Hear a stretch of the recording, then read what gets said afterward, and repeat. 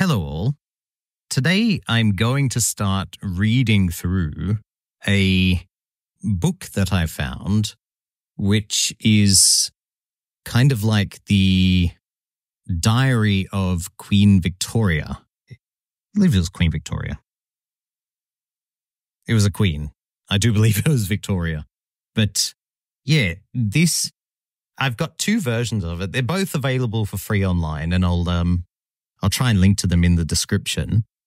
But the first one is the English original with the editor's preface and all that kind of stuff. And then the second one is the Gaelic version of it. The thing is, the Gaelic version has a lot of Perthshire elements to it, which is why I found it very interesting to read. It also has a lot of bookish writing as well. So I suppose more like the literary form of the language, but that's fine. So I'm going to start off with the editor's preface, and I'll just go, I guess, sentence by sentence. So, editor's preface. Roi ra nujimich, or uyimich. The circumstances which have led to the publication of this volume are briefly these. Han huveren son en jech en loorsho chodmach an doi agger marsho. During one of the editor's official visits to Balmoral, geneskriben en uimich eg Balvorel, groichen eichel. Her Majesty very kindly allowed him to see several extracts from her journal relating to excursions in the Highlands of Scotland. Herich morachga grohuniel shol uten jena huer viren is Lord erish echt, who kusten an galtach na halba. He was very much interested by them and expressed the interest which he felt. Roa mór an tlachgant agus hena hasheden tlach sho yi. It then occurred to Her Majesty that these extracts, referring as they did to some of the happiest hours of her life, might be made into a book to be printed privately for presentation to members of the royal family and Her Majesty's intimate friends, especially to those who had accompanied and attended her in these towns. Vula morach an jen gmfurach na miren shen va marvaj. Kolacht ri kud ye na huren uson gabea vi en genu naj nan lord gvi en printak an doi diorach on tat sheched de lucht dau na charlich royal agus de haar harden morach I heen gesondig gais va vi lea agus vi am friel odd in a question. So that was a bit of a mouthful. I'm going to go through some of what I've read thus far and talk about it. So if we look at some of the words, there is ADH or EADH at the end. For those words, I have often just omitted the sound because that is true of Perthshire. Now, it may have been that the person who wrote this intended for them to be said, but I am assuming that perhaps that was just because that is how you spell things.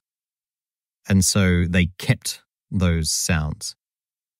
And some of the other sounds and words, I have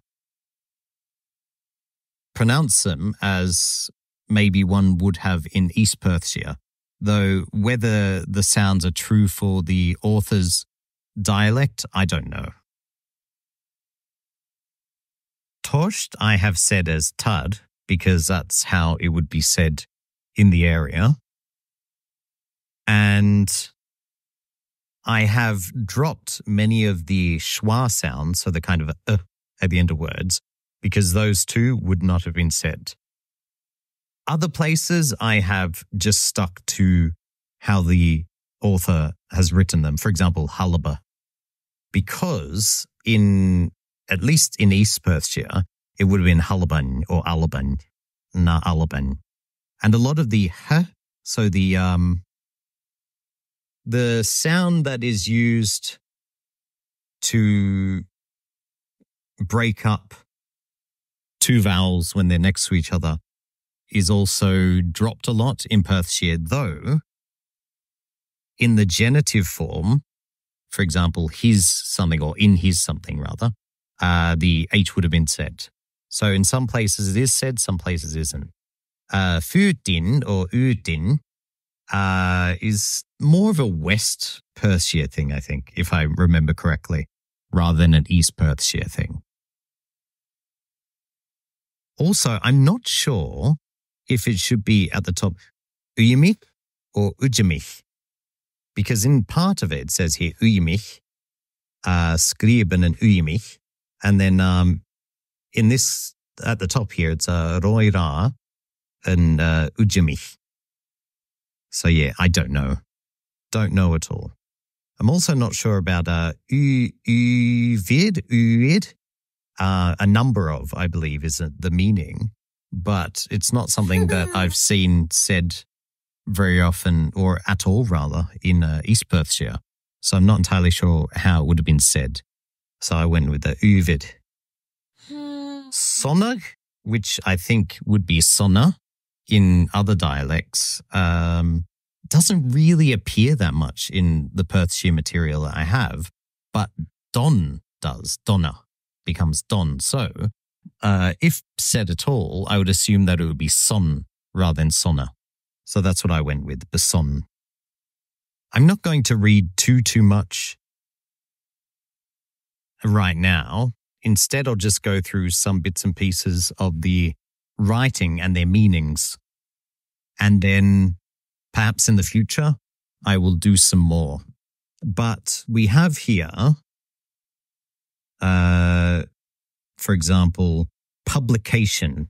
The publication in Perthshire would be Codmach, put out. Codmach. And briefly, Agyed. I think in other dialects it might be a different pronunciation, but in East Perthshire, I believe is Agyed. Also in the writing here, you've got so. That should be said as shot, but the old writing is so, and probably in the past it might have been said as so and then became slender. So what else do we have? We had uvid, which is another word that I'm not really certain of. Kedich, so to permit someone to do something. Because ked is permission, so you can give someone permission to permit kedich. Business, groach rather. So upon official business, I guess it would be grochen oichel, which comes from the word oich, which is said ofich in some places, I believe. And also a toilet in East Perthshire can be said as tai oa, which seems to be another reduction of oich. So it goes from ofich, oich, oa. What else was there? Was there anything else? There's a few words that I don't know personally, like kolech, which is, let's see, Föd na Mirenshen, which would permit, hold on, occurred to the majesty. So to occur is to hit. It hit the majesty. So it occurred to the majesty. It hit her. That these extracts Gymffyrddach na miren. So mir is an extract. Miren shen. Marvad, as they were. As they did to some of the happiest hours of her life. Referring, so as they were. So, kurlach rikudjena. So that's referring to, some of. Referring to. Also, interestingly, the word interesting or interest, often in standard is inchinjach or inchin, I think. But most of the time, I see it translated in other types of Gaelic as tlach or tudden. So enjoyment, to enjoy something. So I suppose it depends on the context of the interest. So goa mór an tlach ant. So he took a lot of interest in them. Goa mór an tlach ant. That's not the one here. Gau is written gau, but or gav, but in Gaelic of Perthshire would be gol. So I think that's all I really need to touch on with this part of the writing. But yeah, if you find this interesting, I shall try and do some more. And as always, please remember that I'm not a native. So there are parts that I may get wrong. So by all means, use this as a jumping off platform, but don't use what I say as gospel, because it may end up being incorrect. Anyway, take care, everybody.